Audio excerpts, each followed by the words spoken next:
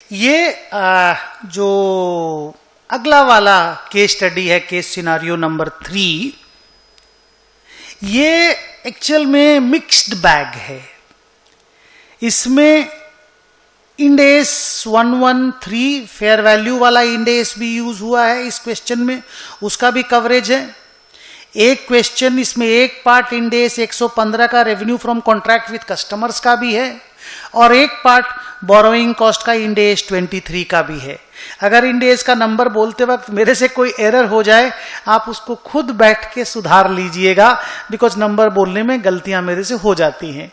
आगे क्वेश्चन पढ़ता हूं, और बहुत ही सुंदर, सबसे जबरदस्त इन केस स्टडी अभी तक का ये वाला है, fully practical loaded question.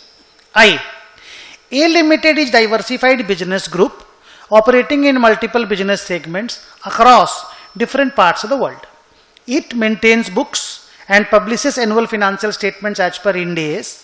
Finance team has been working on closing the books of accounts and generating financial statements for the year ended on 31st March 2022 and are facing issues in the following transactions with regard to finalization.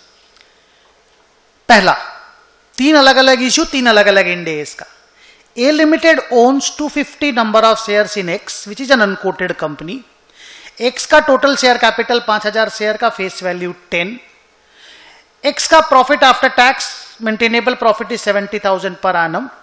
An appropriate price earning ratio determined for the published industry data is 15 before lack of marketability adjustment. Forget about the marketability adjustment for the time being. अगर मैं आपको एक formula याद दिलाऊं जो inter में भी पढ़ते थे, फाइनल में भी आप लोग पढ़ते थे, कि market price is equal to EPS into price earning ratio. Market price पर शेयर और market price of the entire company, जिसको वैल्यू ऑफ इक्विटी भी बोला जाता है, उसमें ईपीएस की जगह PAT, profit available for equity share holder ले लिया जाता है। तो इस सम में पैट 70,000 रुपीज का है कंपनी का, मैं पर शेयर भी निकाल सकता हूं, बाद में पर शेयर कर दूंगा, इनटू प्राइस अर्निंग रेशियो अगर मैं 15 ले लेता हूं तो 10,50,000 रुपीज पूरी कंपनी का वैल्यू आता है। आगे क्वेश्चन कहता है, A limited's management estimates that discount for lack of marketability of X limited share and restriction on their transfer is 20%। मतलब क्योंकि ये प्राइवेट लिमिटेड कंपनी या अनलिस्टेड कंपनी है, मार्केट में इसके शेयर खुला में नहीं बिक पाएंगे, तो उसके कारण इसका वैल्यूएशन में 20% का डिस्काउंटिंग होना चाहिए, माइनस हो जाना चाहिए। ये डिस्काउंटिंग पीवी वाला डिस्काउंटिंग नहीं है, माइनस वाला है। तो 20% अगर मैं इसमें डिस्काउंट करता हूं 10,50,000 पे, तो 2,10,000 माइनस हो गया। माइनस हुआ तो 8,40,000 का पूरा फाइनल वैल्यू ऑफ इक्विटी आ गया। इसमें अगर अपन ये बोलें कि 8,40,000 कंपनी का फाइनल वैल्यू ऑफ इक्विटी है, इसको अगर अपन 5,000 से डिवाइड कर दें वैल्यू ऑफ इक्विटी, तो एक शेयर का मार्केट प्राइस या वैल्यू आ जाएगा, आप उसको फेयर वैल्यू बोल सकते हो, जो कि आ जाएगा 168। और हमारे पास ऐसे 250 नंबर ऑफ शेयर्स हैं, तो अगर 250 से आप 168 को मल्टीप्लाई कर देते हो तो हमारा इन्वेस्टमेंट जो फेयर वैल्यू मेजर मैं करूंगा वो आएगा 4,20,000। अब होता क्या है ना बेटा, अगर आप लिस्टेड कंपनी का शेयर्स खरीदते हो तो मार्केट वैल्यू या फेयर वैल्यू शेयर बाजार से मिल जाता है, बट अनलिस्टेड प्राइवेट लिमिटेड कंपनियों का शेयर का फेयर वैल्यूएशन निकालने के लिए इस तरह के फॉर्मूलाज एंड टेक्निक्स यूज करने पड़ते हैं। एक बार मैं क्वेश्चन देख लूं। हाँ, फिर लिखा A limited values its holding in X limited based on earnings. तो हम लोगों ने कर लिया ऑलरेडी, ये रहा सारा कहानी। 4,20,000 मेरा आंसर है, 168 पर शेयर का वैल्यू है और पूरी कंपनी का वैल्यू 8,40,000 है। अब इसको लेकर के अगर मैं नीचे क्वेश्चन देखूं तो पहला क्वेश्चन है, what is the value of shares of X limited. Company का वैल्यू कितना है इक्विटी का? Answer is 8,40,000। Second question, what is the fair value of as investment in X का शेयर? Answer is 4 lakh. कहां गया 4,20,000? अरे 4,20,000 आया था ना, है ही नहीं। और 250 इंटू 168 42,000 है, एक जीरो कम होगा, मल्टीप्लीकेशन वहां मिला भी नहीं 4,20,000, तो आंसर इज 42,000। हाँ 4,20 तो पूरा आधा इक्विटी होल्ड करना पड़ेगा, 50%। अपने पास तो ओनली 5% इक्विटी है, 250 शेयर आउट ऑफ 5,000 इज 5%, तो 42,000 इन दी। ये भी एक तो बढ़िया बात है, वहां पे एक तो मिस्टेक हो गया मल्टीप्लाई करने में, यहां आकर के चेक हो गया। दो ही क्वेश्चन है, तो ये एक छोटा सा केस स्टडी का इंड एस 113 का एप्लीकेशन आपने देखा। अब आइए इसके सेकेंड पार्ट में चलते हैं। बोलता है A limited has a telecom segment, it entered into an agreement with B limited, जो कि generation and supply of power में है। एग्रीमेंट हुआ कि A will provide 1,00,000 minutes of talk time to B and B will give 20,000 units of electricity. A के talk time का selling price है 50 paisa per unit, B की इलेक्ट्रिसिटी का price है 2.50 per unit. Non cash consideration का discussion है। End S 115 बोलता है कि नॉन कैश कंसिडरेशन को फेयर वैल्यू पे मेजर किया जाना चाहिए। मतलब हमको जो चीज मिल रहा है, ए लिमिटेड को जो चीज मिल रहा है वो है इलेक्ट्रिसिटी। कितनी यूनिट? 20,000 यूनिट। उसका फेयर वैल्यू क्या है? आंसर इज 2.5 करके मल्टीप्लाई कर दो तो आंसर इज 50,000 रुपीज। इस दाम पे ट्रांजैक्शन प्राइस डिटरमाइन होगा, ये वैल्यू ऑफ कंसिडरेशन है। अब आप मुझे बोलोगे सर 1,00,000 इंटू 0.5 भी अगर करेंगे तो भी तो 50,000 आ रहा है। हाँ तो वो इंसिडेंटली सेम है, तो आपको तकलीफ क्या है? इससे नहीं यूज करना है, 20,000 इंटू 2.5 को करना है। अगर 20,000 इंटू 2.5 नहीं पता चलता है, मान लो 20,000 नहीं पता चलता है, 2.5 नहीं पता चलता है, तो फिर 1,00,000 इंटू 0.50 ले लेना। Otherwise, first preference will be given to the fair value of non-cash consideration received as per Ind AS 115। Question देखते हैं। क्वेश्चन बोलता है by what amount the revenue is to be measured and recognized by a limited in case of telecom segment। The answer is 50,000 rupees। अब आइए अगला question में चलते हैं। अगला केस है बोरोइंग का। कहता है कि A limited began construction of a new building at an estimated cost of 7,00,000 रुपया ऑन 1 अप्रैल 2021 टू फाइनेंस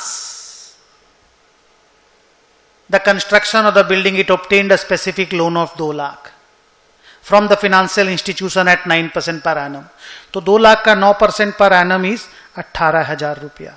ये स्पेसिफिक बोरोइंग कॉस्ट है, ये सीधे कैपिटलाइज हो जाएगा, सीधे। खाली बस कमेंसमेंट, सिसेशन और सस्पेंशन को ढंग से चेक कर लेना। ये 18,000 सीधे ऐड हो जाएगा, ये नहीं देखना कि खर्चा कब कब हुआ। 18,000 is to be capitalize, that's it.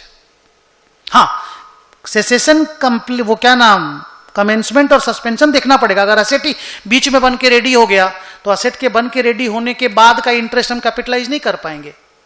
और लोन ले लिया और असेट बनना ही चालू नहीं हुआ तो उस पीरियड का इंटरेस्ट भी हम कैपिटलाइज नहीं कर पाएंगे। इसे ध्यान देने का है। आगे बोलता है the company other outstanding loans are 7,00,000 12% वाला और 9,00,000 11% वाला। तो अगर मैं एक बार इस राइटअप को मिटा दूं,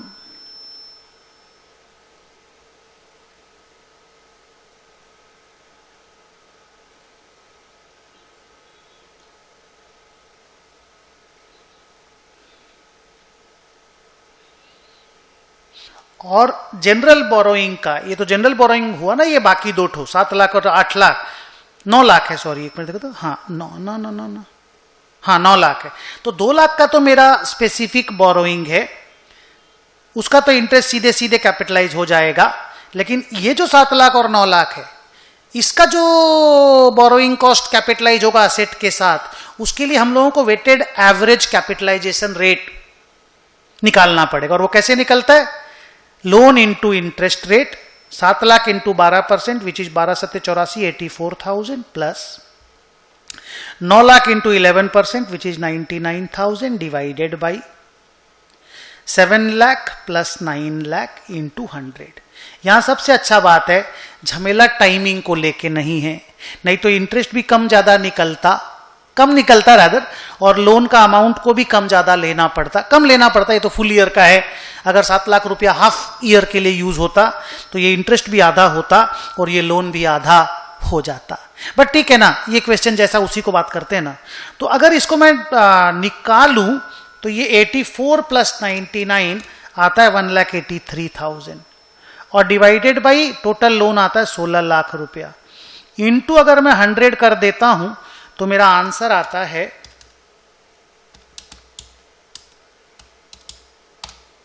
11.4375%। यह हुआ वेटेड एवरेज कैपिटलाइजेशन रेट। अब सिस्टम क्या है, जनरल बोरोइंग का, स्पेसिफिक बोरोइंग का तो 18,000 आप पूरा कैपिटलाइज कर दोगे। जनरल बोरोइंग में क्या होता है, जितना जितना असेट में खर्चा होता जाएगा उतना उतना खर्चा के ऊपर एक्सपेंडिचर ऑन दी असेट बोलते हैं, 11.4375% मल्टीप्लाई करते जाओगे पीरियड के हिसाब से। और हां, यह भी देखना कि पहले स्पेसिफिक बोरोइंग का पैसा एग्जॉस्ट कर देना, उसके बाद ही जनरल बोरोइंग से पैसा यूज करने का है। मैं क्वेश्चन आगे पढ़ता हूं, उसके बाद डिस्कस करेंगे। ये डेटा एक बार मेरे पास लिखा हुआ है। आगे क्वेश्चन आगे बोलता है, the expenditure incurred on the construction is, April में 1.5 लाख, अगस्त में 2 लाख, अक्टूबर में 3.5 लाख, 3,50,000 और जनवरी में 1 लाख। तो हम बोलेंगे ये जो 1,50,000 है ये स्पेसिफिक बोरोइंग से यूज हुआ है।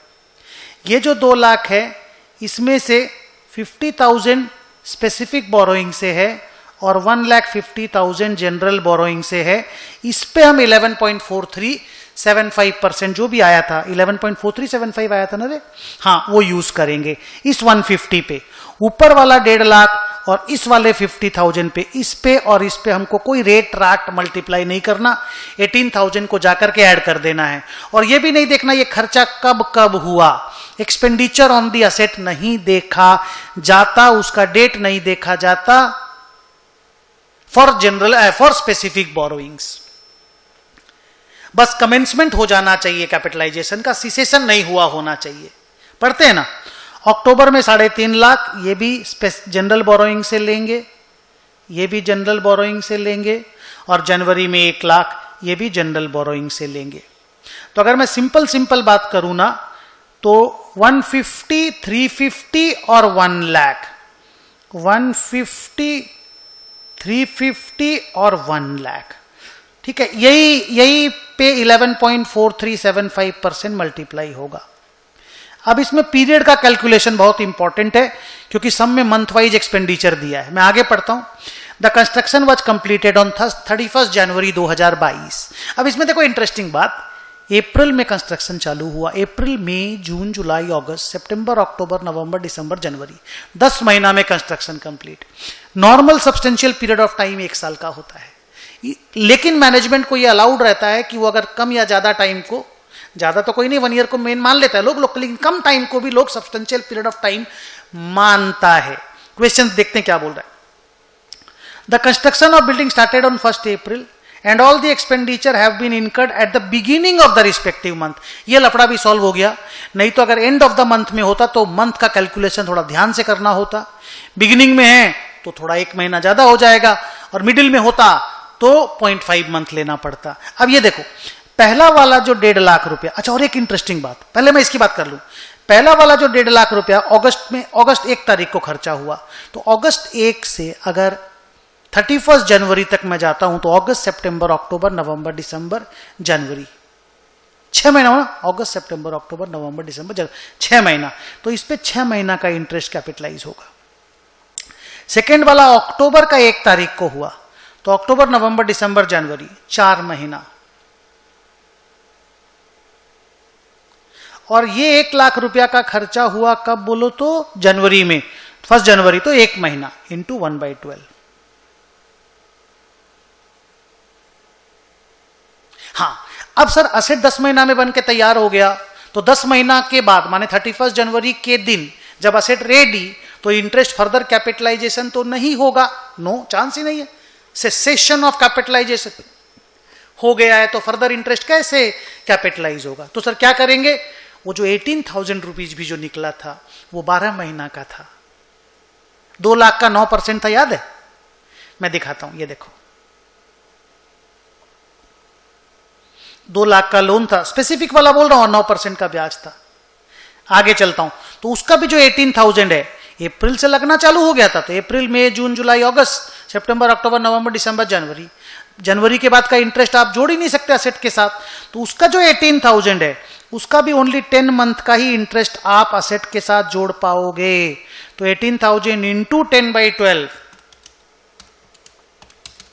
Only 15,000 can be capitalised with the land या लैंड एंड बिल्डिंग या प्लांट एंड मशीनरी जो भी है उसके साथ जोड़ पाओगे। और सर ये वाला इंटरेस्ट ये तो कैलकुलेट करना होगा।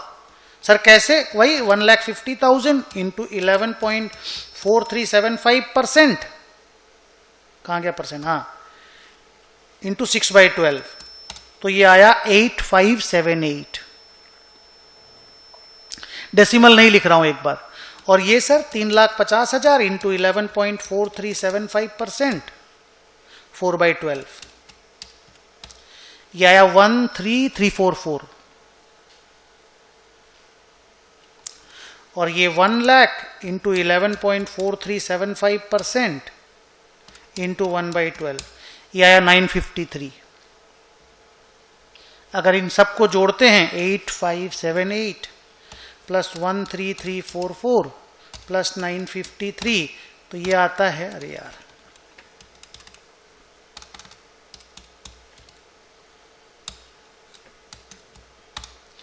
22,875। ये वो बोरोइंग कॉस्ट है जो जनरल बोरोइंग कॉस्ट में से कैपिटलाइज होगा।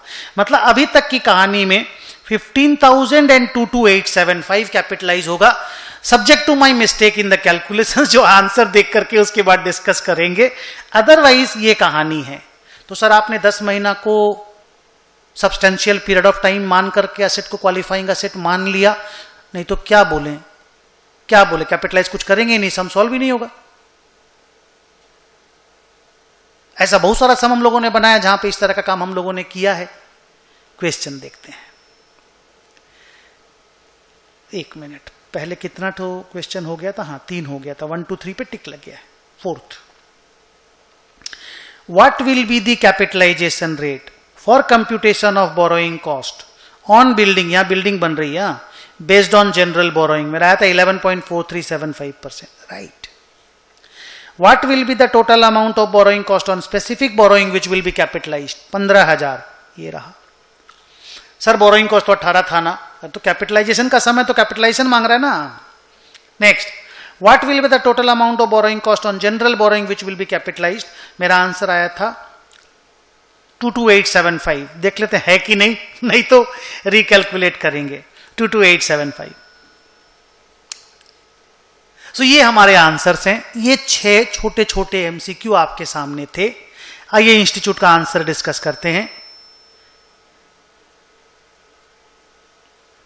पहला का आंसर है 8,40,000 कंपनी का वैल्यू, 42,000 मेरी इक्विटी का वैल्यू। दूसरे का आंसर है 50,000 रुपीज,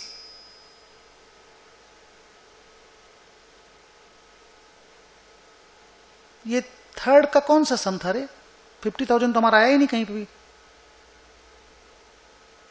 हाँ ये रहा, सॉरी ये कौन सा सम था रे? अच्छा रेवेन्यू, वो इलेक्ट्रिसिटी वाला, ये रहा 50,000 रुपीज।